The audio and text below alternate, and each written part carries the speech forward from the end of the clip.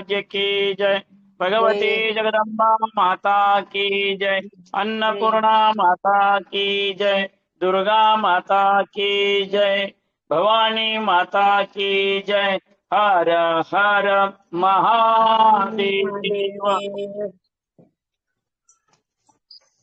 श्री शिव परमात्मा स्वरूप जगदाद्य जगद्गुरु मूल पंचाचार्य मन्मथादि संत बसवादी प्रमथ सद्गुरु धारेश्वर तथा आदिश्वर शिवाचार्यांपासून मल्लिकार्जुन शिवाचार्यपर्यंत गुरु परंपरेला अनंत प्रणाम करून आजच्या भांडणी सेवेला आरंभ करीत आहे। प्रथमम शैलपुत्रीच्या द्वितीयम ब्रह्मचारिणी तृतीयम चंद्रघंटेति पुष्पांडेति चतुर्थकम पंचमम स्कंदमातेति षष्ठं कात्यायनीति च सप्तमम कालरात्रीच महागौरीति चाष्टमम नवमम सिद्धिदात्रीच नवदुर्गा प्रकीर्तिता। अशा प्रकारे ज्या नवदुर्गांचं वर्णन केलेलं आहे त्या नवदुर्गांची पूजा आज आपण या ठिकाणी करत आहोत। बहुतांश जुन्या मंदिरामधून त्याचबरोबर घराघरात देवीची अर्चना होत आहे आणि त्याचबरोबर आपल्या भारतीय स्वातंत्र्य संग्रामामध्ये सार्वजनिक गणेशोत्सव आणि त्याप्रमाणेच नवरात्रोत्सव सुरू झाला आणि तशा पद्धतीने वेगवेगळ्या चौकात असलेल्या स्थापित केलेल्या देवता यांना अनंत वंदन करून सद्गुरु धारेश्वर तथा आदिश्वर शिवाचार्यांपासून मल्लिकार्जुन शिवाचार्यपर्यंतच्या गुरु परंपरेला देखील अनंत वंदन करून आजच्या भांगडी सेवेला आरंभ करीत आहे। प्रथमम शैलपुत्रीच्या असं आपण जिचं वर्णन करतो आहे ती साक्षात पर्वत कन्या। त्या काळामध्ये आपल्याला माहित आहे सगळीकडे पाणी होतं आणि त्यामुळे सृष्टी निर्माण व्हायची असेल तर ती फक्त पर्वतावर डोंगरावरच होत होती आणि अशा ठिकाणी भगवती शैलपुत्रीचा जन्म झाला आणि तिने आपल्यामध्ये जी कुंडलिनी शक्ती अज्ञात गेलेली आहे, आपल्या ब्रह्मरंध्रातून आलेली ही प्राणशक्ती आधार स्थानावर गेल्यानंतर ती सुप्त झाली होती, झोपली होती, तिला जागृत करण्याचं कार्य ते करते आणि मग ऐम ह्रीम क्लीम चामुंडाय विच्चे या नावाच्या एकेका अक्षरानुसार ती आपल्यामध्ये जागृती करण्याचा प्रयत्न करते। आपल्या सर्वांच्याच अंतःकरणामध्ये या गोष्टी आहेत, नकार मकार सिकार वाकार यकार आणि ओंकार या रूपाने देखील शिव उपासक त्याचा विचार करत असतात। हरिही ओम तत् सत या रूपाने सुद्धा त्या संप्रदायाचे लोक ओम गणपतये नमः असं म्हणून शैवासो वैष्णवासो शाक्तासो गणपती असो सर्वांची आणि तत्सवितुर्वरेण्यम भर्गो देवस्य धीमहि धियो यो न प्रचोदयात् असंही 6 चौक 24 अक्षरांचा मंत्र देखील आपल्याला पाहायला मिळतो। ही साधना आपल्याला त्याच्यामध्ये सांगितलेली आहे आणि ही साधना आपल्या आधारस्थानापासून जागृत होते। आधारस्थानांत परमरसात त्याच्याबद्दल सविस्तर माहिती आपल्याला मिळालेलीच आहे, त्यामुळे जास्त खोलात न जाता त्याबरोबरच दुसरी ब्रह्मचारिणी आहे ती आपल्या स्वाधिष्ठान म्हणजे ओटी पोटाच्या जवळ तिचं अधिष्ठान आहे।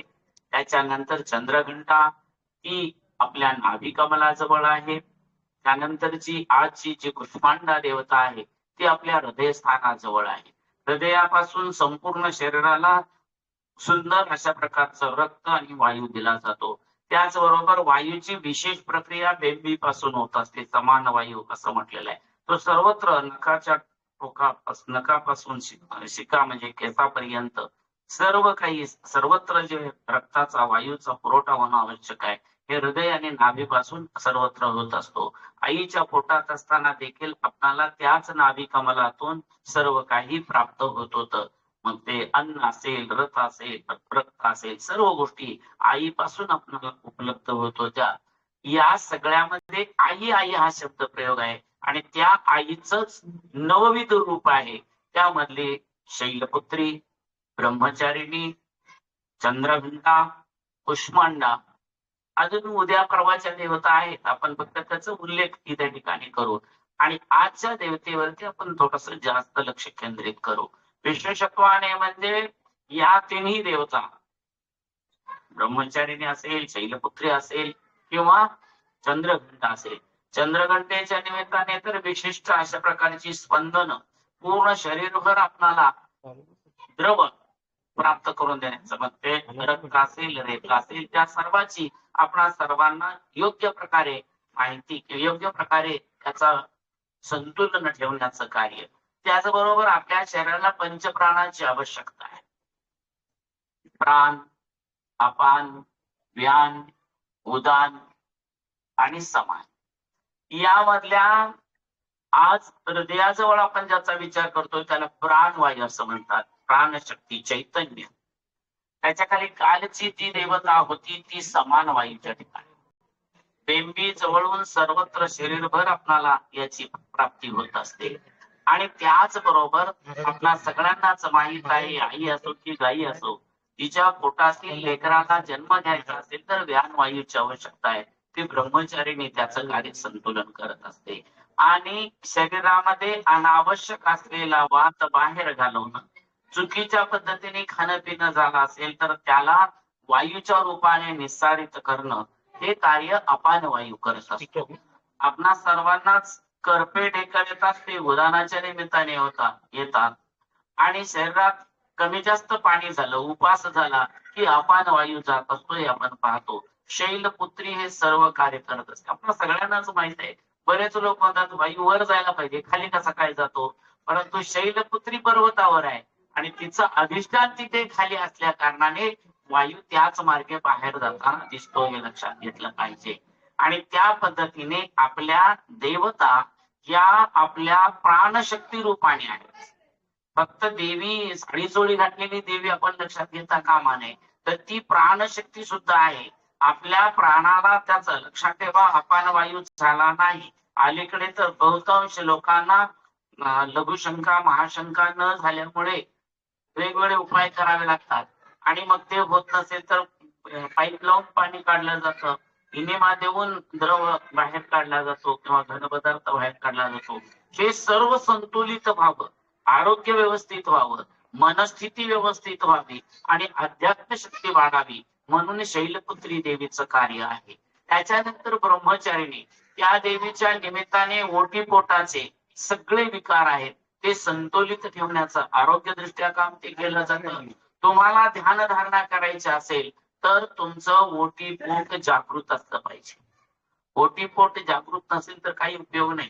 म्हणजे तुम्ही जेव्हा असा उच्चार करायला जाता, नमः शिवाय नमः शिवाय, त्यावेळेला हळूच तुमचं पोट बाहेर आलं पाहिजे. शीचा उच्चार केल्याबरोबर नाभी बेंबी आत गेली पाहिजे आणि वाचा उच्चार केल्याबरोबर हृदयाचं भरून आलं पाहिजे. तरच तुम्ही व्यवस्थित रीतीने साधना करू शकता. सहज आहे.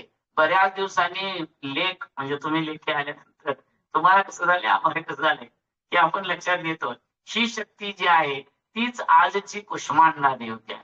एकदम आलिंगन घ्यावं अशा प्रकारचा परस्पराबद्दल प्रेम अतिरेक करून देणार आणि प्रत्येकाच्या अंतःकरणामध्ये एक वेगळी अशा प्रकारची चेतना देणार, ज्ञानचक्षु जागृत करणार, अंतःकरणामध्ये आध्यात्मिक शक्तीसाठी एक वेगळी देवाचा देवीचा साक्षात्कार, स्वप्न दृष्टांत किंवा सुषुप्ती जीव होई लीन असं म्हटलेलं आहे ना, ती स्थिती आपल्याला ज्यामुळे प्राप्त होते ती ही कुष्मांडा देवता आहे.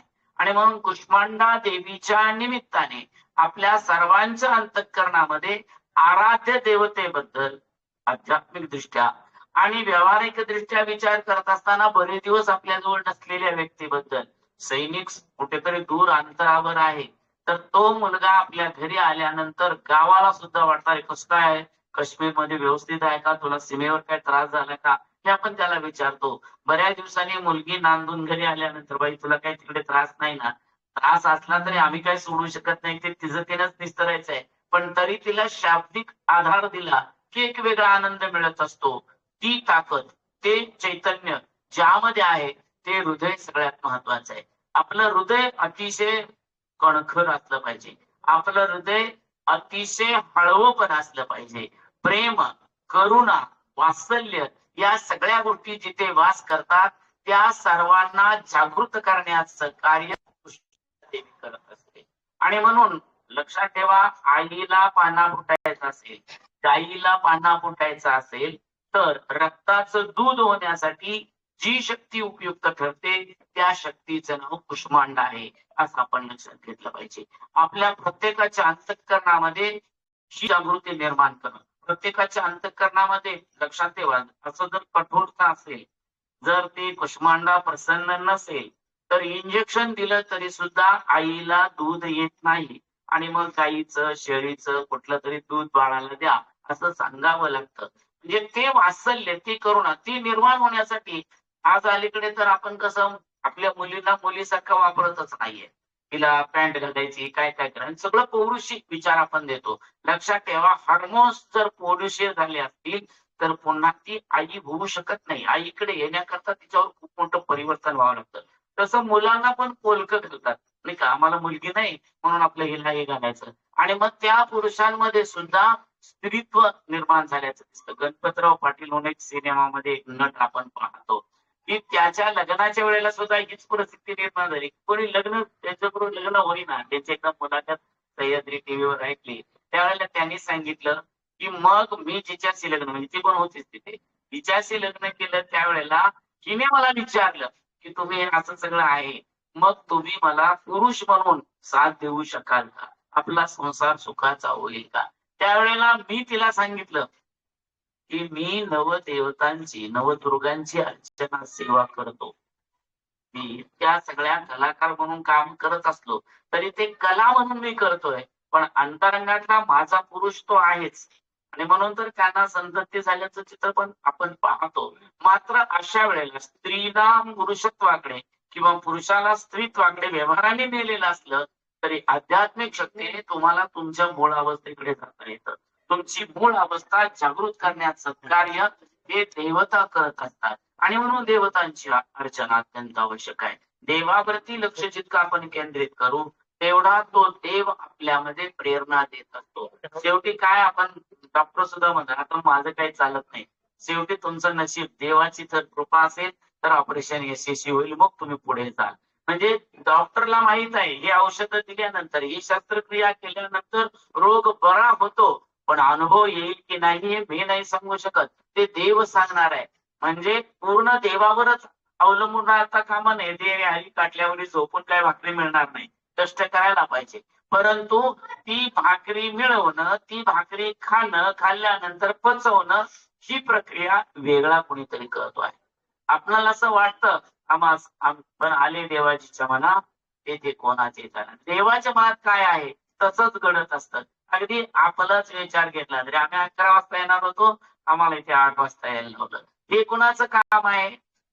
देवाचं काम आहे. देवीने ठरवलं की नाही, तुम्ही माझी सेवा करणार आहात तर तुम्हाला ती या वेळेलाच करावी लागेल.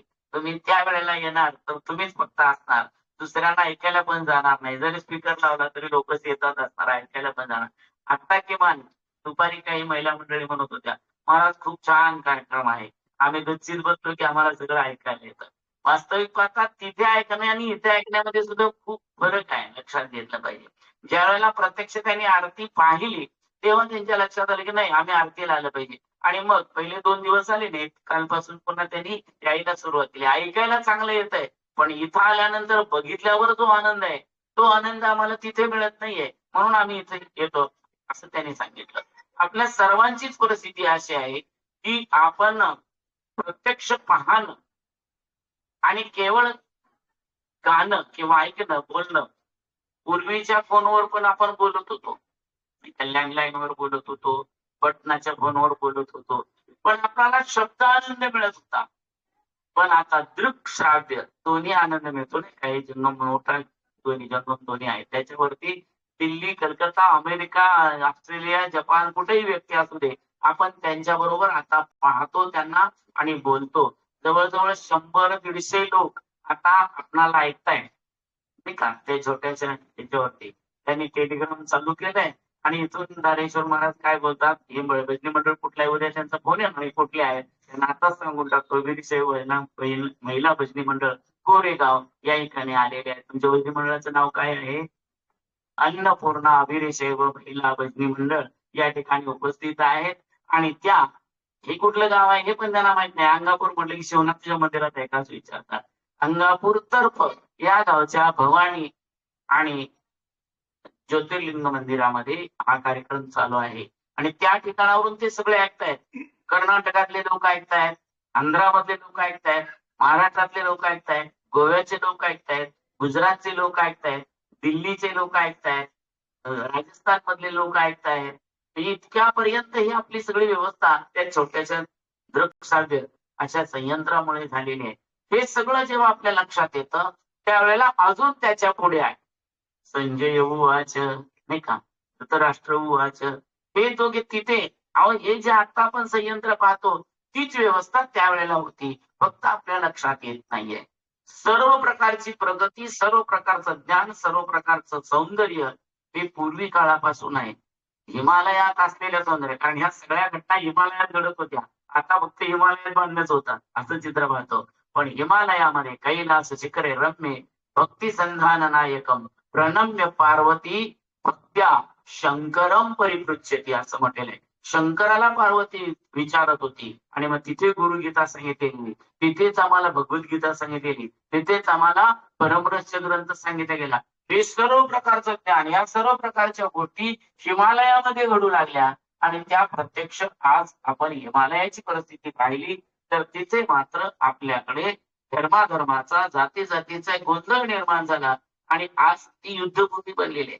ज्या ठिकाणी अध्यात्माची शक्ती स्वयं शिव परमात्मा ध्यानस्थ बसलेले होते, पण ते बसलेले असताना त्यांना कधीतरी पायाला भस्म लावून बेलफूल वाहून पाय हलवून नमः शिवाय स्वामी जरा सांगा ना, स्वामी मी कोण, माझं इथे येण्याचं कारण काय, सांगा ना मला. अशा प्रकारे प्रश्न विचारल्यानंतर भगवंतांनी त्यांना उत्तर दिली. त्या उत्तरामध्ये त्यांनी पहिलं सांगितलं य गुरुस शिव प्रोक्तो य शिव स गुरु स्मृत गुरुगीता. सर्व धर्मान परित्यज्य मामेकम शरणम व्रज ही भगवद्गीता झाली. आणि तुम्हा सगळ्यांना माहित आहे प्रथम शैलपुत्रीचे, हे भगवती तू कोण आहेस हे तुला कळलं पाहिजे, नाही का. तू असं म्हणतेस की मी गिरिजा आहे आणि मी आता थोडीशी बिल्लीन बनली आणि मी देवाला फसवलं, पण तू काय मला फसवू शकत नाहीस. मला माहित आहे तू कोण कोण आहेस. प्रथमम शैलपुत्रीच, द्वितीयम ब्रह्मचारिणी, तृतीयम चंद्रघंटेती, पुष्मांडेती चतुर्थकम, पंचमम स्कंदमातेति, षष्ठं कात्यायनीति च, सप्तमं कालरात्रिश्च, महागौरीति च अष्टमं, नवमं सिद्धिदात्री च, नवदुर्गा प्रकीर्तिता. ही सगळी तुझी रूप आहेत आणि ही मला माहित आहेत. आता फक्त त्या सगळ्या रूपांचं तू व्यवस्थित रीतीने काम कर, ठीक आहे. नाटक लिहून तयार आहे, आता हे मंचावर यायचं आहे. मी जसं सांगितले तसं तुम्हाला करावं लागतं. आलंय देवाजीच्या मना तेथे कोणाची चालेना. मी जे ठरवलेलं आहे तेच जगात दुसरं काहीच होणार नाही. पण मी करतो हा भाव माझ्या मनामध्ये निर्माण झाला तर माझं सुद्धा काम थांबेल. तेव्हा माझंही काम थांबता कामा नये, जगाचंही रथचक्र थांबता कामा नये. म्हणून तुम्ही तुमचं काम करत राहा, मग तुम्ही भजन करा. आता भजन भजन म्हटलं की नेमकं भजन म्हणजे काय आहे. भ म्हणजे भक्ती, ज म्हणजे जप आणि न म्हणजे नम्रता. आपल्यामध्ये भक्ती असली पाहिजे. सदाचार शिवे भक्ती लिंग जंगम एकधी, लांछने लीन भावश्च भक्त स्थल मुदीरितम असं म्हटलेलं आहे. भक्त कोणाला म्हणायचं, तुम्ही देवीचा भक्त आहात. ते तर म्हणतात आम्ही गोंधळी गोंधळी, आम्ही आंब्याची गोंधळी. मग गोंधळी कसा असतो, त्याचं स्वरूप कसं आहे, कपाळ भरून, हातामध्ये पोत, गळ्यात कवड्याची माळ वगैरे. तसं देव होवनी देवाशी भजावे. देवी रूप, तुम्ही देवीचे भक्त आहे, देवी सारखं झालं पाहिजे. तुम्ही देवाचे गणपतीचे भक्त आहात, जो ज्याचा भक्त आहे तोचा. कोणी भंडारा लावतोय, कोणी भस्म लावतोय, कोणी आबीर लावतोय, कोणी गुलाल लावतोय, नाही का. ज्या देवाचं जे आहे ते देवीसाठी पुरुष असले तरी हळदी कुंकाचा मळवट भरून देवीला प्रसन्न करून नेण्याचा प्रयत्न करतात. त्यावेळेला ती प्रसन्न होत असते. आजकाल म्हणजे आपण या गोष्टी विसरत चाललेलो आहोत. हे प्रत्येकाच्या लक्षात आलं पाहिजे. तुमचं कुलदैवत आणि कुलदेवता कधीही विसरता कामा नये. माझं कुलदैवत कोणतं आहे ते आम्ही समजून घेतला पाहिजे. आणि त्याला काय लागतं, भस्म लागतंय, भंडारा लागतो की गुलाल लागतो, हे लक्षात ठेवून त्याचं आम्ही धारणा केली पाहिजे. आज आमच्या देवाला भंडारा लागतो माहितच नाही आम्हाला, मग आम्ही दुसरं काहीतरी लावून बसतो. आम्हाला आमच्या देवाचं भूषण काय आहे माहित नाही. देवाची बाह्यभूषण आम्ही समजून घेतली पाहिजे. तशी देवींची शैलपुत्रीचं काय आहे, ब्रह्मचारिणीचं काय आहे, स्कंदमातेचं काय आहे, कात्यायनीचं काय आहे किंवा भस्मांतेचं काय आहे, हे सर्व समजून घेऊन त्यावेळेला आम्ही त्यांची अर्चना करायला जाऊ. त्यावेळेला निश्चितच आपल्या जीवनामध्ये परिवर्तन घडू शकतं. आणि ते परिवर्तन म्हणजेच भक्ती. भक्ती म्हणजे काय? आता सुद्धा लोक म्हणतात अंधभक्त म्हणजे काय, तर ते मोदी काय सांगतील ते ऐकतात म्हणून अंधभक्त असं म्हटलं जातं. मोदींचे काय विचार आहेत आपल्या देशासाठी आहेत, मग ते देशासाठी सांगतात म्हणून आम्ही आचरणात आणतो. परंतु त्यांचे विचार ज्यांना पटत नाही ते आपणाला अंधभक्त म्हणतात. तशी आमच्या धर्माच्या बाबतीत पण अवस्था झाली, लक्षात ठेवा. आपण सगळे अंधश्रद्धाळू आहे असं मानलं जातं. उगीच काहीतरी करत बसतात. कुठे त्या मातीच्या मूर्तीमध्ये देव येतो का तेव्हा, असं दगडाच्या मूर्तीत कुठे देव आहे का तेव्हा, असे दगड बोलतच राहतात. पण त्यामध्ये काय चैतन्य आहे ते आता जगातल्या सगळ्या देशांना कळलेलं आहे. कोरोना पासून भारतातल्या देवावर, भारतातल्या वनस्पतीवर, भारताच्या बेलावर, भारताच्या तुळशीवर, भारतातल्या चंदनावर, सगळ्या आमच्या वनस्पतीवर सगळ्या जगाचं आता प्रेम बसलेलं आहे. सगळ्या जगाला कळलेलं आहे दगडात काय असू शकतं, सगळ्या जगाला कळलेलं आहे मूर्तीत काय असू शकतं, सगळ्या जगाला कळलेलं आहे यांचं तीर्थ म्हणजे नेमकं काय आहे, या पाण्यात काय शक्ती असू शकते हे आता त्यांना कळू शकलेले. समुद्राचं पाणी शुद्ध करता आलं ते H2O म्हणून आमच्या बरोबर आहे. पण किती विज्ञान पुढे गेलं तरी हायड्रोजनची 2 सिलेक्टर आणि ऑक्सिजनचं 1 सिलेक्टर आणलं आणि ते एकत्र केलं की पाणी पडायला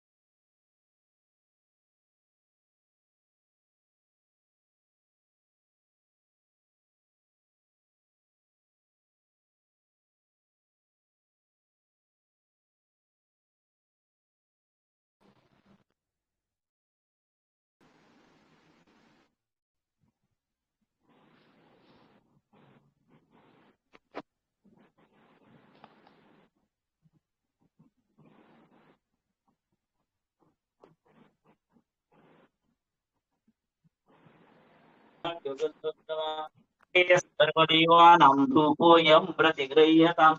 नुसता धूप दावल्याबरोबर देवी लगेच तुम्हाला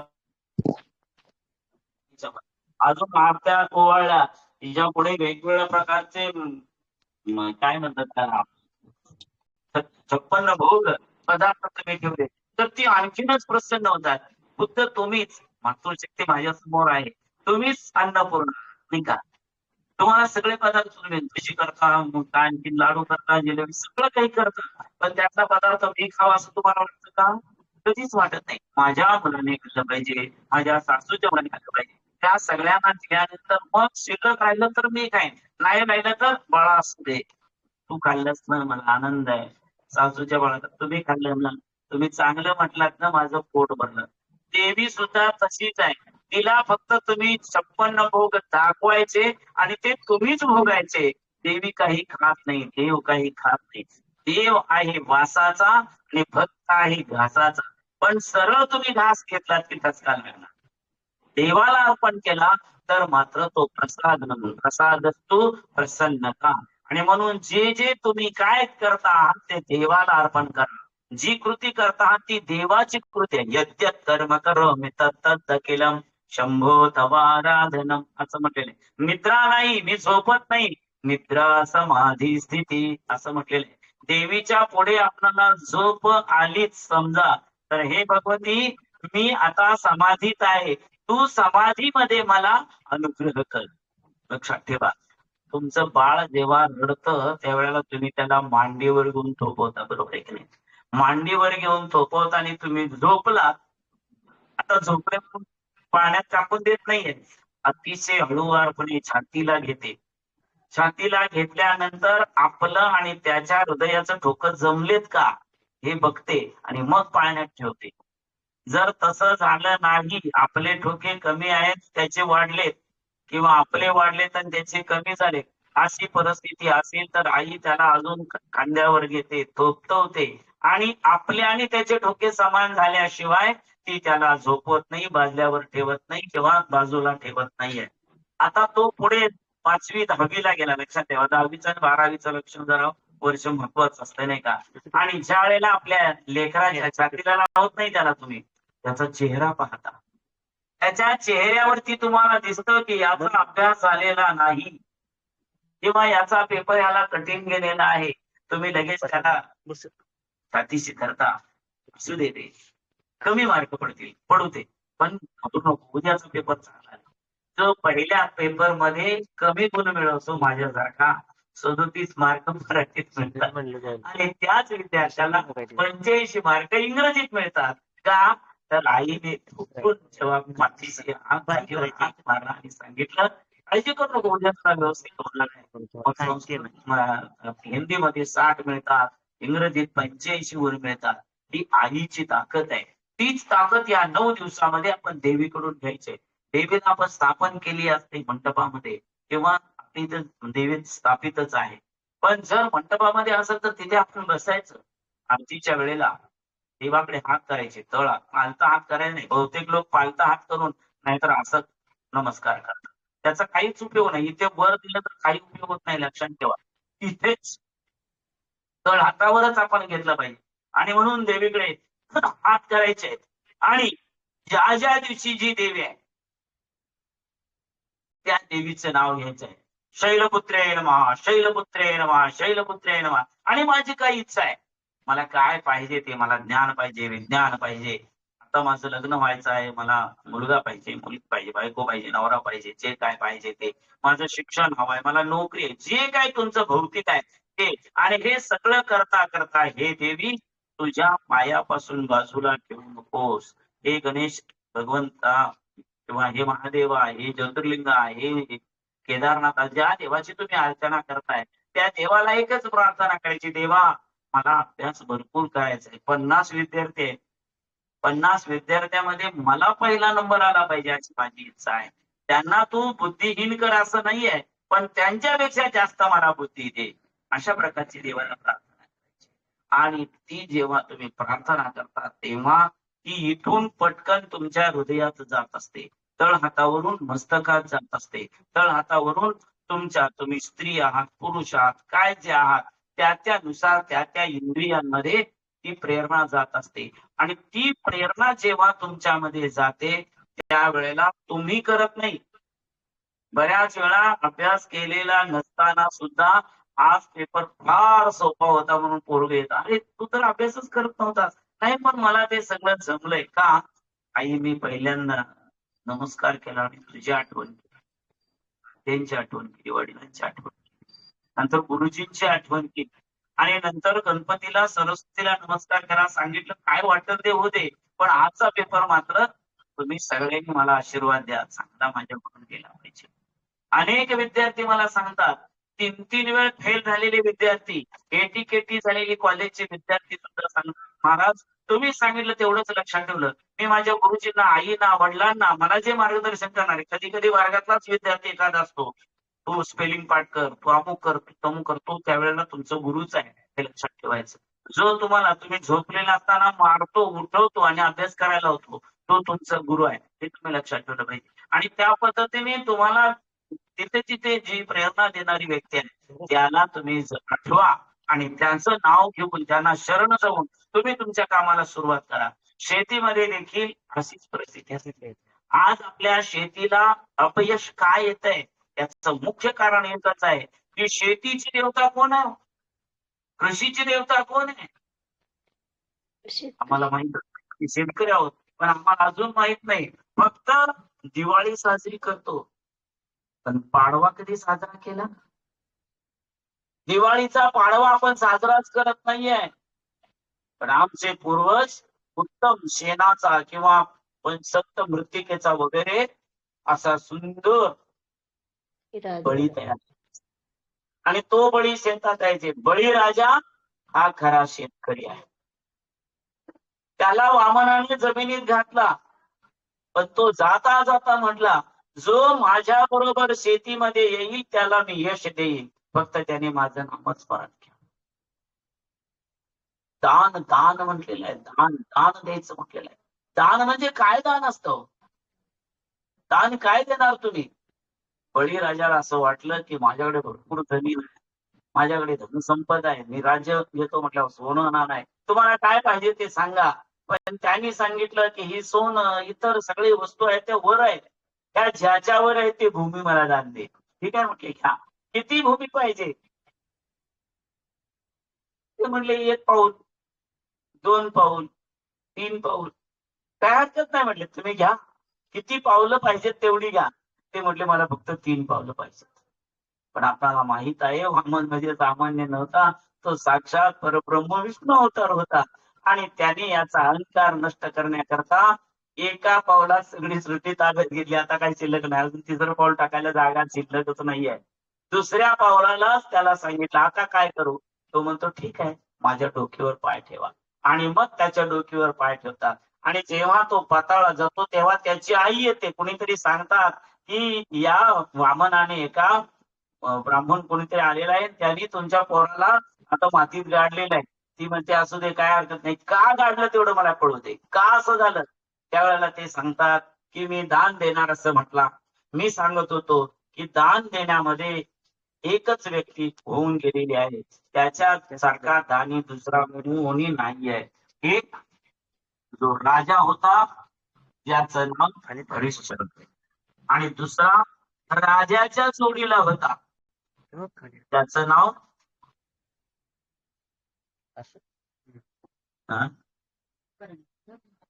बरोबर आहे. त्यापेक्षा दुसरा दानी नाही आहे. पण माझ्या मनाची इच्छा झाली की मीच दानी म्हणून घ्यावं, हरकत नाही. पण मला आता तो सुद्धा तिसरा दानी झालेला आहे याचा अभिमान वाटतो.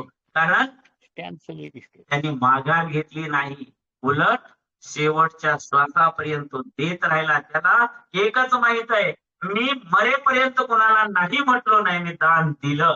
शेवटी मीच दानीला गेलो, दान झालो. पण मी काही थांबवलं नाही. माझ्या मुलाने हे सगळं केलेलं आहे. जे लोक शेती करतील त्यांनी फक्त माझ्या पोराचं नाव घेतलं तर त्यांना शेतीत काहीच कमी पडणार नाही. पण आताची पोरं अशी प्रगतीशील झालेली आहे की त्यांना बळी आठवत नाही, बळीराजाचं स्मरण करत नाही. त्यानंतर याच बळीराजाचं चिंतन करून स्मरण करून वनवास भोगलेले, काय नाव त्यांचं? दिवाळी आपल्याकडे दिवाळं काढणारीच झालेली आहे. नुसतं खाणे पिणे चंगळ करणे, कपडे लत्ते दागिने घेणे. पण पांडव पांडव आणि भाऊ म्हटले तुम्हाला एक कण सुद्धा मिळणार नाही. शेवटी कृष्णाने सांगितलं आता युद्ध स्व, दुसरा पर्याय नाही. आणि मग दिवाळी आमची बळीराजापासून सुरू होते आणि पांडवापर्यंत जाऊन पोहोचते. किती लोकांना ही दिवाळी माहिती आहे? आपल्या सणाचा दिवाळखोर झाला, आपल्या धर्माची दिवाळी झाली, सगळं दिवाळी निघून गेलेलं आहे. कधी आम्ही इकडे येणार आहोत काय माहित नाही आहे. आणि ज्या नामाचा विचार तुम्ही करताय, ज्या पांडवांचा तुम्ही विचार करताय, ज्या बळीराजाचा विचार करताय, त्यांना आशीर्वाद कोणी दिला? तो आधी माया आदिशक्तीने दिला. ती प्रसन्न झाली आणि सांगितलं खंडे नवमी दिवशी युद्ध. ही तू सोन्याच्या आपट्याच्या झाडामध्ये शस्त्र ठेवलीस आणि जंगलात फिरत बसलाय वनवास करत, त्याचा काही उपयोग नाही. आता ती शस्त्र घे आणि युद्ध कर. त्यावेळेला पांडवांनी युद्ध केलं आणि त्यांना तो आनंद प्राप्त झाला. हे सगळं या सणाच्या निमित्ताने आपण शिकायचं. रावणाने सीता पळवून नेली इथपर्यंत ठीक आहे. सीता कोण आहे? ती सतीच आहे, ती पार्वतीच आहे, ती दुर्गा आहे, अंबा आहे. फक्त तुम्ही तिला विसरलात. आणि म्हणून आजही आपल्या कितीतरी सीता चाललेले पळून, नाही का? काही पळून बघा, रावणाने सुद्धा घरातून नेली नाही. आणि आता सुद्धा मुसलमानांची पोरं घरातून नेत नाहीत. आमच्या पोरी त्यांच्या पाठीमागे जातात. ते काही तुमच्या घरात येऊन तिला पाठवून उचलून घेऊन गेलेले नाहीत. घरात मेकअप करत होती, तिथनच्या पोरानं तिला घेऊन गेले असं नाही, तीच पाठीमागून जाते. लक्ष्मणाने रेषा ओढली होती, ती रेषा ओलांडून सीतामाई बाहेर गेली आणि म्हणून राक्षस झाले. आज आमच्या पण सीता अशाच आहे. त्या पण त्यांनी काय जरा सांगितलं की लगेच सगळं गुंडाळतात, आई बापाचा असेल थोडा पैसा अडका सोन्यात गोळा करतात आणि जातात रावणाच्या पाठीमागून. ही परिस्थिती आहे. हे सगळं दूर झालं पाहिजे. धर्माचं रक्षण झालं पाहिजे, शेतीचं रक्षण झालं पाहिजे आणि पाण्याचं सुद्धा रक्षण झालं पाहिजे. हे सर्व शिकवणाऱ्या या देवता आहेत, त्या आपण लक्षात ठेवून नाव आलं होतं शैलपुत्री ही तुमच्या पर्वताच्या टोकापर्यंत तुम्ही त्याचा सांभाळ केला पाहिजे, हे शिकवणारे आहे. आपल्याकडे मत्स्य कुर्मे तुम्ही म्हणताय ना बरगुडामध्ये, हे का हे कुठं मत्स्य कुर्म कुठं आहेत? हे पाण्यात राहतात. पाण्याचं सुद्धा रक्षण तुम्ही केलं पाहिजे, भूमीचं रक्षण तुम्ही केलं पाहिजे आणि वायूचं सुद्धा रक्षण तुम्हाला करता आलं पाहिजे. कारण सीतामाईला वायुमार्गे नेली होती, हे पण तुम्हाला शिकवलं होतं. धर्म शिकवायचं काम करतो, पण तुम्ही कर्म केलं पाहिजे. कर्म जर केलं नाही तर तुमचा धर्म टिकणार नाही. तुम्हाला तो धर्म टिकवण्यासाठी हे सण आणि उत्सव आहेत. फक्त त्यातलं जे धर्माबद्दलचं अंग आहे ते सगळं विसरून गेलो आपण. फक्त आता मंडळांचे तर कार्यक्रम बघा, इथं जरा बरं आहे, काय बाकीचं ऐकायला येत नाही. नाहीतर काय पहाटे पहाटेच नाही का, पहाटे पहाटेच कुठे कुठे काय काय ऐकायला मिळत असते. आणि आता जितकी ही गाणी झालेली आहेत ना, गणपतीचं असू दे, देवीचं असू दे, त्या सगळ्या गाण्याला कुठेतरी एक शब्द येतो, पुन्हा आला आला आला म्हणत पुन्हा त्याला ला जोडला जातो. म्हणजे कळत न कळत त्या गाण्याच्या निमित्ताने तुम्ही तुमचा धर्म सोडून दुसऱ्या धर्माच्या देवाचं नाव घेता आणि मग तुमचा देव कसा तुम्हाला प्रसन्न होईल? तसली गाणी तुम्ही लावता, तो देव तुम्हाला कसा प्रसन्न होईल? आपण सर्वांनी अत्यंत सावध राहिलं पाहिजे. धर्म तो उकळीचा जाणीचे, आपले धर्मे निष्ठत्वे वर्तीचे, अधर्माची शिगनिमे ओझे, तोची धर्म उपदेवी असा. तेव्हा आम्हाला हे अधर्म नष्ट करता आला पाहिजे. तुम्ही त्यांना मारायला जाऊ नका, तुम्ही स्वतःला सावरायला शिका. लक्ष्मण रेषा ओलांडली नसती तर रामायण घडलं नसतं, तीराला हसली नसती तर महाभारत घडलं नसतं. तुम्ही आम्ही सगळे सत्य आहोत आणि परमात्मा पती आहे. म्हणून परमात्म्याने ज्या मर्यादा घालून दिलेल्या आहेत, परमात्म्याच्या भगवाने म्हणजे निसर्गाने आम्हाला काही मर्यादा घालून दिलेल्या आहेत, त्या मर्यादा आम्ही सांभाळण्याचा प्रयत्न केला तरच आपलं जीवन सुजलाम सुफलाम होऊ शकतं. मी तशा प्रकारची सबलता आपल्या जीवनामध्ये यावी. प्रत्येकाला आपल्या देवीचं सणांचं महात्म्य लक्षात यावं, तशा प्रकारचं महात्म्य समजून घेण्याचा आपण सर्वांनी प्रयत्न करावा. शक्यतोवर उद्यापासून रोजच रात्री 9 वाजता आमचं टेलिग्राम मध्ये तुम्हाला भेट होऊ शकते. त्यामध्ये ऐका, स्त्रियांनी ऐका, पुरुषांनी ऐका, मुलांनी ऐका, मुलींनी ऐका, सर्वांनी ऐका. आपला खरा धर्म काय आहे? बाह्य गोष्टीपेक्षा इतका मोठा लाखोने आपण खर्च करतो, पण त्याचा लाभ आम्हाला काय होतो का, इकडे आम्ही लक्ष देणं अत्यंत आवश्यक आहे. अल्प क्रिया बहुफलम या नात्याने आपण सण उत्सव साजरे केले पाहिजे. तशा सण उत्सवाची स्थिती ही भक्ती, त्यानंतर जप, जपतो नास्तिपातकम असं म्हटलेलं आहे. तुम्ही जप केला पाहिजे. जप याचा अर्थ काय, तर त्याच नावाची पुनरावृत्ती ही आपल्याकडून झाली पाहिजे, केली गेली पाहिजे. वास्तविक पाहता गणपतीच्या मंदिरामध्ये 108 धुवा वाहून गणेश नामावळी व्हायला पाहिजे. देवीच्या मंदिरामध्ये त्या दिवशी 9 दिवशी 9 वेगवेगळ्या पत्री सांगितलेले आहेत. त्या पत्री अर्पण करून, काही नाही झालं तर फुलं अर्पण करून, बेल अर्पण करून आपण त्या देवीचं नामस्मरण केलं पाहिजे. 108 नामावळी म्हटली पाहिजे. प्रत्येक मंडळाने एवढीच काळजी घ्यावी की 108 नाम आपण म्हणायचंय ना देवाला, फुल बेल फुल काहीतरी अर्पण करायचंय. या दिवशी तुमच्याकडून अशा प्रकारची सेवा होईल, त्याच 9 दिवसामध्ये तुम्हाला एवढी मोठी अनुभूती येईल की अनेक प्रकारच्या संकटावर तुम्ही विजय मिळवू शकाल. जेव्हा जेव्हा यवनांना बाजूला करावं लागलं, डचांना बाजूला करावं लागलं, पोर्तुगीजांना बाजूला करावं लागलं, इंग्रजांना बाजूला करावं लागलं, तेव्हा प्रत्येक वेळेला शस्त्रापेक्षा शास्त्राचा आधार घ्यावा लागला. अहिंसा परमो धर्म, सत्यम ब्रूयात असत्यम मा ब्रूयात, युद्धस्व या प्रकारच्या सर्व सिद्धांताचा आपल्याला उपयोग करावा लागला. तेव्हाच आपण व्यवस्थित राहिलो आणि यशस्वी झालो.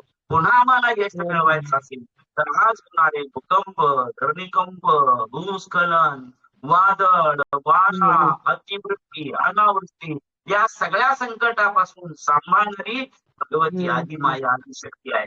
लक्षात ठेवा, बापाला सांगायला गेलं तर बाप रागावतो नाही का. साधी पायाला ठेच लागली आणि वडिलांना सांगायला गेलो, बाबा मला लागलंय, त्या खाली बघून चालता येत नव्हतं का, डोळे गेलेत का, डोळे फुटलेत का, असं म्हणते. पण ते जर आपण आईकडे गेलो तर आपला पदर काढेल आणि तिथं बांधेल. काही नसलं तर औषध नसलं तरी कुंकर मारेल. व्यवस्थित आमच्या बाळाला काही होणार नाही.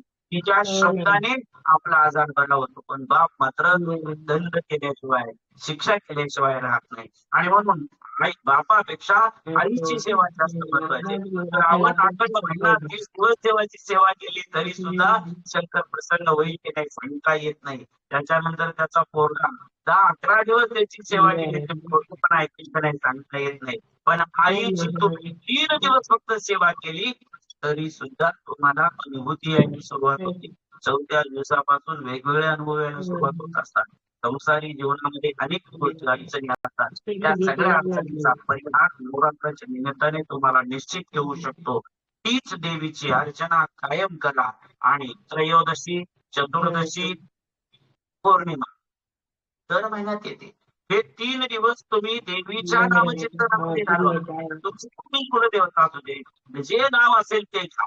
अगदी माहितच नाही आम्हाला, काय हरकत नाही. आदिशक्ती नवा म्हणा, पार्वती म्हणा, लक्ष्मी म्हणा, सरस्वती म्हणा, किंवा तिघींना पण एकत्र घ्यायचं. कशाला त्याच्यात भांडण लावायच्या पत्तरी नाही का.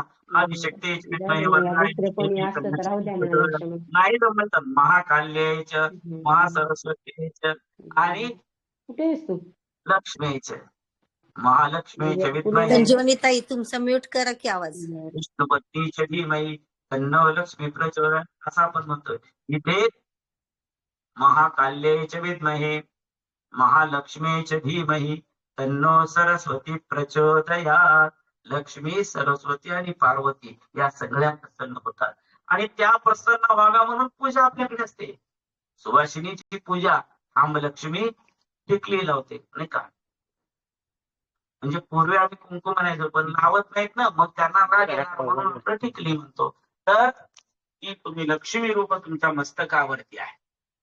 त्यानंतर सरस्वतीच्या हातामध्ये विणा असतो. विण्याचा आवाज पण पण कण कण नाही का, म्हणून कंकण हातात असतंय. आणि पायामध्ये शिवशक्ती जोडवं नाही का, जोडवं असतंय. आता जोडवं पण झालंय फुल. पायात फुल घालून एप्रिल फुल, कोण काय करते काय कळत नाही अशी परिस्थिती. हातामध्ये कंडान दिसेल त्याची भांडा अशी परिस्थिती निर्माण झालेली. आणि पाय कपाळावर टिकली. टिकली तर दादा कोणते सांगतात की बाबा नाहीतर काय सांगता येत नाही. हे बरोबर नाहीये. आपल्याला हे मुद्दाम असं केलं गेलंय, लक्षात ठेवा. थोडस महाग बसेल पण हळदीचं कुंकू केम मध्ये मिळतं आणि ते कुंकू आपल्या कपाळाला तुम्ही लावा. मेन मेन कशाच असतंय, मोहळाचं असतंय, मधपोळ्याचं असतंय. ते कुठून चांगल्या चांगल्या ठिकाणावरून येतात ना. अतिशय किळसवाण्या ठिकाणावर पण ते जातात, उकिरड्यात जातात, नको तिकडे जातात, पण तिथून सुंदर घेऊन येतात. आणि त्याचा जो मल आहे म्हणजे तुमचं मेन आहे. लक्षात ते मेन आपण कपाळाला लावायचं आणि त्याच्यावरती कुंकू लावायचं. सगळी घाण खाली आणि वर छान कुंकू असा त्याचा अर्थ आहे. ते केलं पाहिजे. आणि कंकण कंकण काच आहे, लक्षात ठेवा. काच रस हा घातक बाधक आहे, पण त्याच बांगड्या झाल्या तर सौभाग्यकारक आहे. ते आपण लक्षात ठेवलं पाहिजे. आणि दुसरं म्हणजे जोडवं सती आणि पती, शिव आणि शक्ती कायम असली पाहिजे. एक करायचं नाही, नाहीतर मग काय लढीच असतात ते काय कळतच नाही. 4-5 जण ते पांडवांचं एकटेसाठीच ठीक आहे नाही का. परंतु जे आम्हाला मिळाली त्या अर्जुनानं घेतली, धर्मराजाला दिली, नाहीने सांगितलं 5 जणांनी वापरा, ते वेगळं. इथं तसं नाही. त्या कुलातले जे परंपरेतले लोक आहेत ते मात्र असे 5 कडे असलेलं घालतात. म्हणजे काही युपी मध्ये तशी पद्धती आपल्याला पाहायला मिळते, पण महाराष्ट्रामध्ये मात्र शंभू महादेवाचा महाराष्ट्र आहे. तिथे शिवशक्तीच आपल्याला पाहायला मिळते, सरस्वती आपल्याला पाहायला मिळते आणि स्त्री माया लक्ष्मी याचं स्वरूप पाहायला मिळतं. अशा या पवित्र देवदेवतांची सेवा अर्चना करून आपण आपलं जीवन पवित्र करून घेण्याचा प्रयत्न केला पाहिजे. तशी शक्ती, सन्मती, दयाधन, पार्वती, परमेश्वर, सद्गुरु दारेश्वर, केदारनाथ, भैरवनाथ, शिवनाथ आपल्या सर्वांस देवाशी भावना व्यक्त करतो आणि हे वाक्पुष्प आणलाही लक्ष्मी भवानी मातेच्या मी समर्पित करतो. ओम शांती शांती शांती. भवानी माता की जय. लक्ष्मी माता की जय. लाई माता की जय. भारत माता की जय. गो माता की जय. अपने अपने माता पिता की जय. हर हर महादेव. अदू महाराष्ट्राच्या चरणी कोटी कोटी वंदन. सर्व साधकांना वंदन. नमस्कार. धारेश्वर महाराज की जय. अप्पाजी चरणी कोटी कोटी धारेश्वर महाराज ओम नमः की जय. शिवाय. अप्पाजी चरणी साष्टांग दंडवत सर्व साधकांना नमस्कार. जय धारेश्वर. जय धारेश्वर महाराज. शिवाचार्य यांच्या चरणी कोटी कोटी प्रणाम. जय धारेश्वर. जय धारेश्वर महाराज. साष्टांग नमस्कार. साष्टांग नमस्कार. नमस्कार. जय धारेश्वर.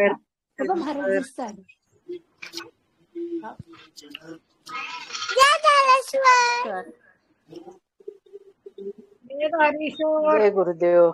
जय नरेश्वर. जय गुरुदेव. जय सद्गुरु. गुरुदेव. जय धारेश्वर अप्पाजी. जय साष्टांग दंडवत धारेश्वर. तुमच्या चरणी. आशीर्वाद आशीर्वाद आशीर्वाद. तर भजन ऐकत असला ऐका. आता थोडं महाराज तुम्ही भजनचा अर्थ काय सांगितलं? भ म्हणजे भक्ती, न म्हणजे नम्रता, ज म्हणजे जप. जप का? जप. जप तो नास्ति पातकम. नमस्कार महाराज.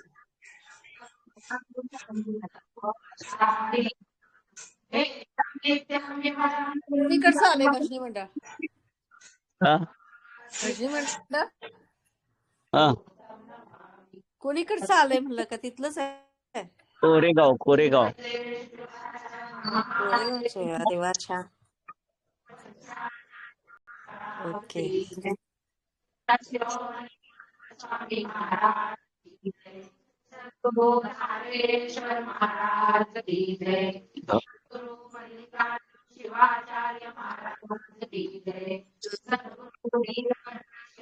शिवाचार्य महाराज की जय.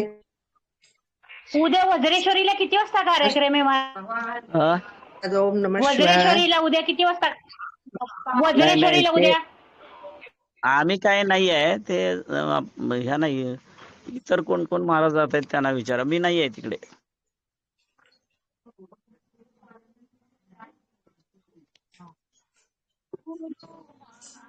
तुमचं नाव आहे की? नाव आहे, एवढ्या लांबून शक्य नाही.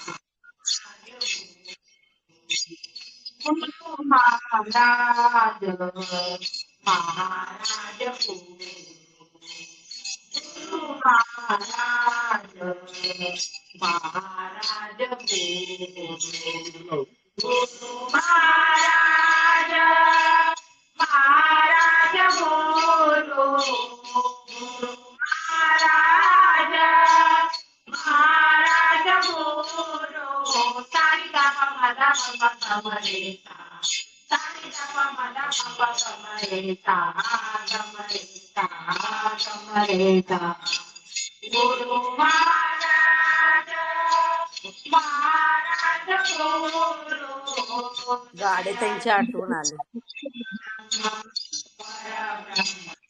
सुरेखाताईची आठवण आली म्हणलं. हा त्यांच्या जाऊबाई आहेत. श्रावणची आई आहे, निदान आहे. हा हा.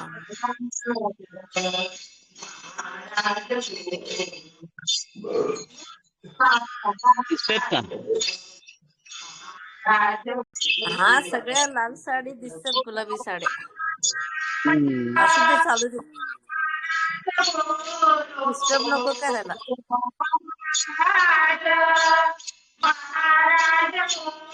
बाळा ए बाळा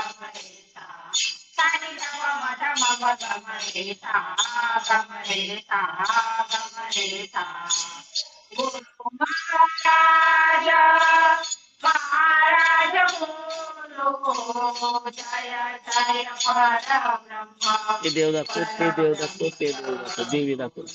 ती पण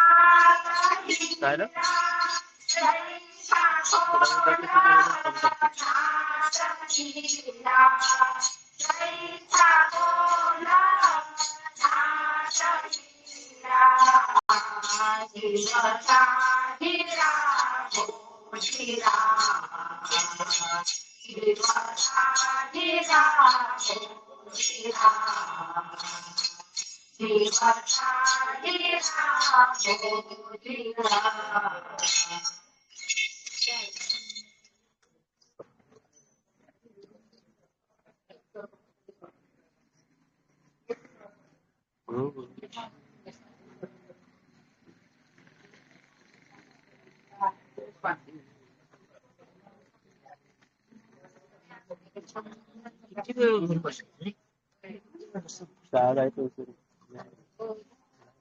कुलस्वामिनी अंबा माता कुलस्वामिनी दुर्गा माता सिंहासनी बैसाली मलाही जगदंबा विठ्ठली मलाही जगदंबा विठ्ठली मलाही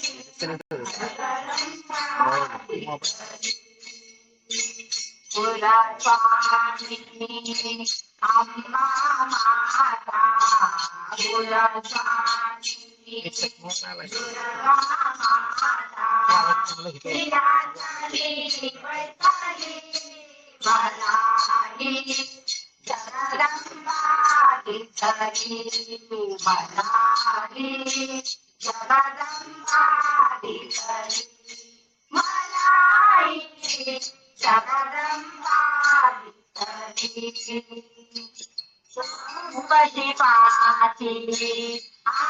आदिशक्ती माया मनोनी शिवनागरती शिवाची आदिशक्ती माया मनोनी शिवनागरती गुरु कृपेने पडली मनाली गुरु कृपेने पडली मनाली माझी माया माऊली मराठी जगदंबा विठ्ठली मलाही जगदंबा विठ्ठली मलाही जगदंबा विठ्ठली ओढी वाळून मोडतेना तपिना हो जीवतेना ओढी वाळून मोडतेना तपिना हो जीवतेना शिवशक्ती शिवशक्ती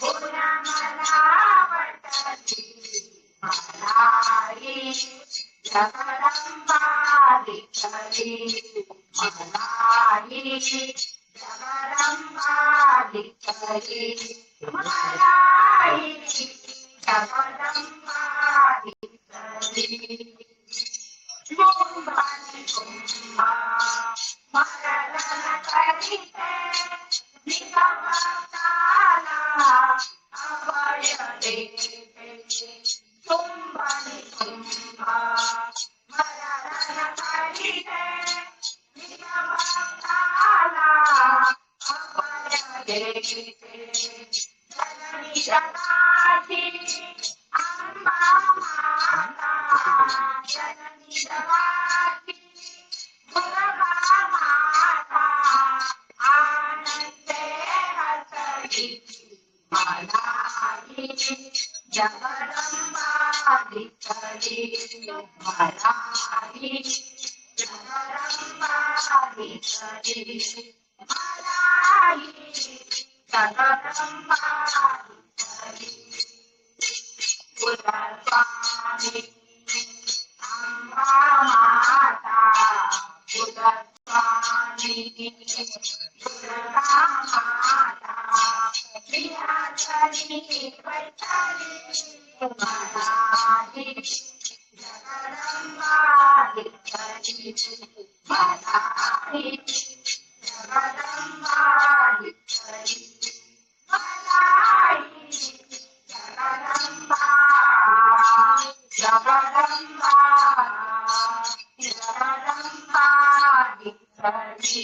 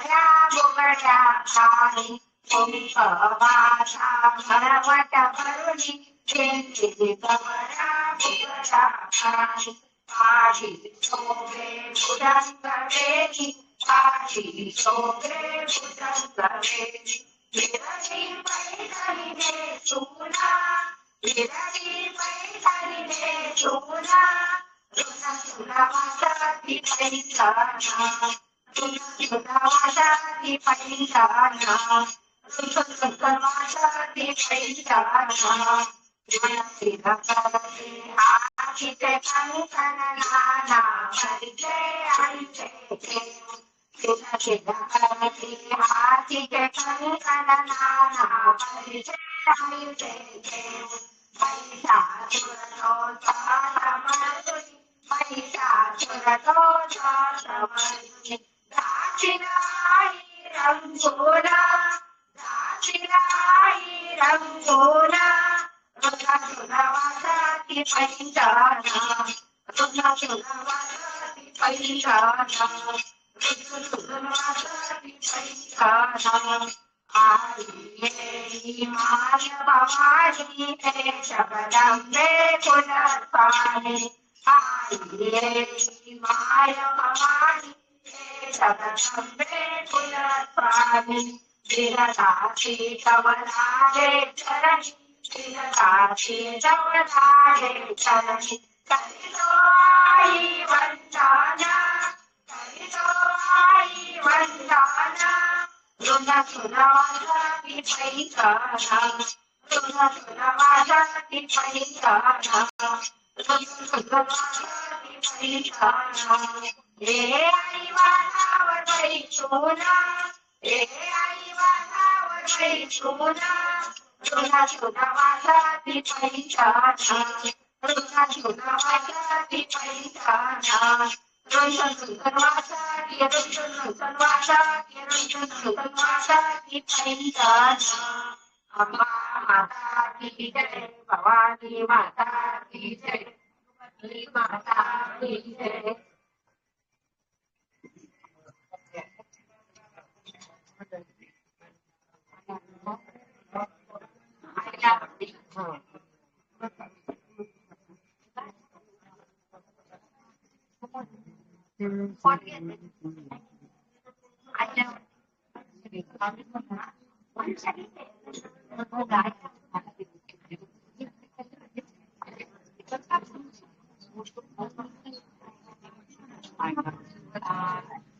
आईला आवडते आंबेला आवडते आईला आवडते आंबेला आवडते कुंकुलाल आईला आवडते कुंकुलाल आईला आवडते कुंकुलाल आईला आवडते आंबेला आवडते आईला आवडते आंबेला आवडते कुंकुलाल आईला आवडते कुंकुलाल मळवला आवडते कुंकुलाल मळवटाखाली हळदही किंचित मळवटाखाली हळदही किंचित बांधी मेंदुरलाल आईला आवडते कुंकुलाल आईला आवडते कुंकुलाल आईला आवडते आंबेला आवडते आईला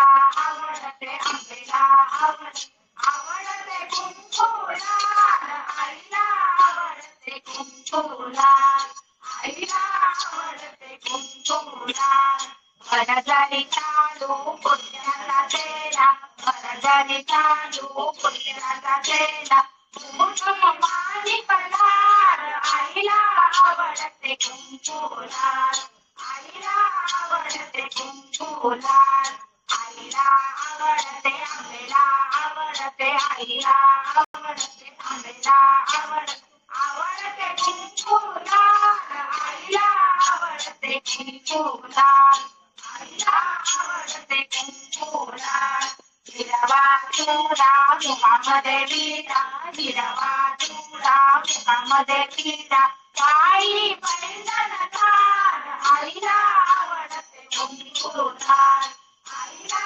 आवडते कुंकुलाल आईला आवडते आंबेला आवडते आईला आवडते आंबेला आवडते कुंकुलाल आईला आवडते कुंकुलाल आईला आवडते कुंकुलाल आणि माऊ आंब्याचा जोगवा आणि माऊ आंब्याचा जोगवा गुलाल आईला आवडते कुंकुलाल आईला आवडते कुंकुलाल आईला आवडते आंबेला आवडते आईला आवडते आंबेला आवडते कुंकुलाल आईला आवडते कुंकुलाल आईला आवडते कुंकुलाल आईला आवडते कुंकुलाल कुंकुलाल कुंकुलाल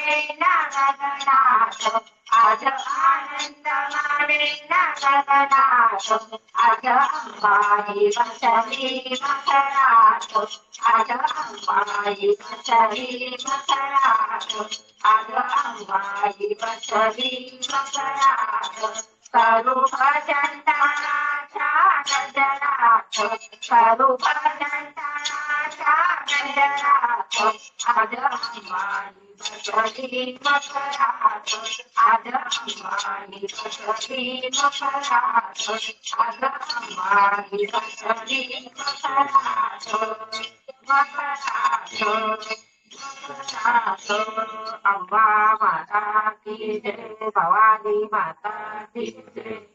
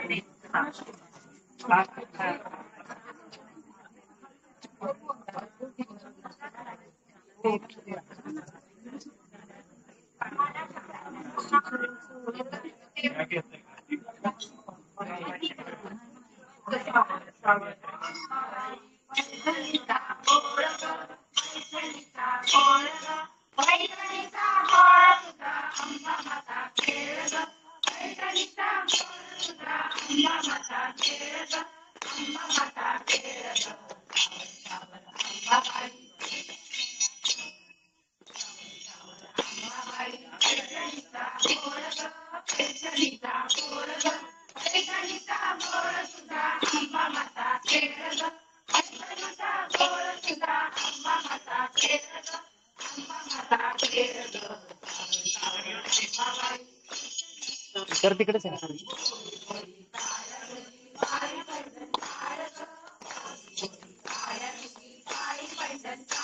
हॅलो, काय नाही जेवण ते आपण गाडी वगैरे तिकडे तिथं बसत नाही का तू नाही का मोटर काय करत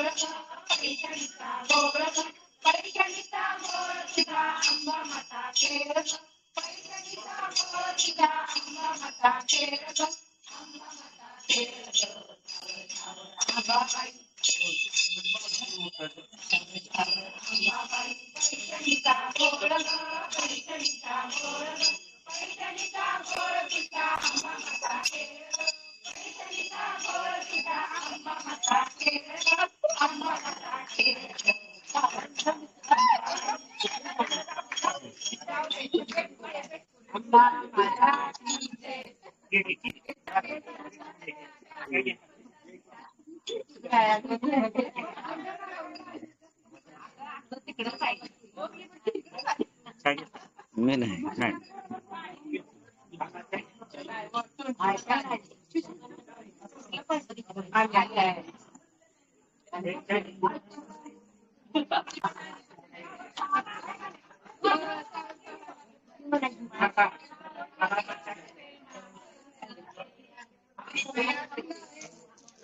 चहा घ्यायला थांबा म्हटलं, तुम्ही ऐकलं नाही म्हणून लाईट गेली.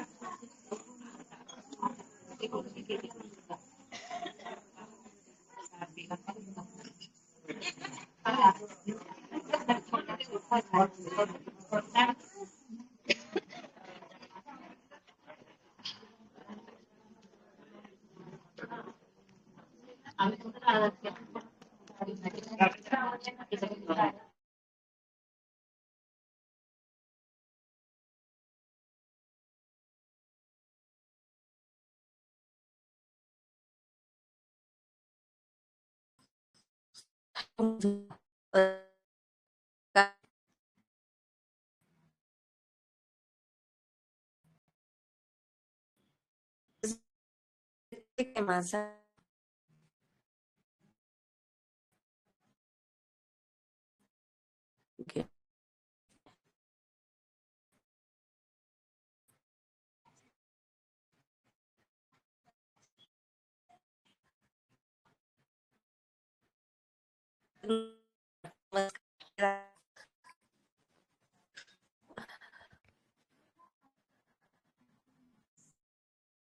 हॅलो वासंती, वासंती, हॅलो वासंती, मधुरा, मधुरा, हॅलो. अगं तुमचा आवाज येईना, मधुराचा बी न वासंती तुझा बी. हॅलो, नाही झोपाळीत येऊन बसते. हॅलो हॅलो वासंती, हा मधुरा, मधुरा नाही घरात, मीच ठेवलंय चालू. मधुरा कोणीकडे बाहेर गेली होय? माझा इथं कार्यक्रम दुर्गा आहे. माता बघायला का हा दांड्या खेळायला? नाही, हा गेली, जाऊ दे ग. अरे जाऊ दे की, खरं आता येऊ दे का, करू दे का, झालं ना भजन? हा वासंती नाही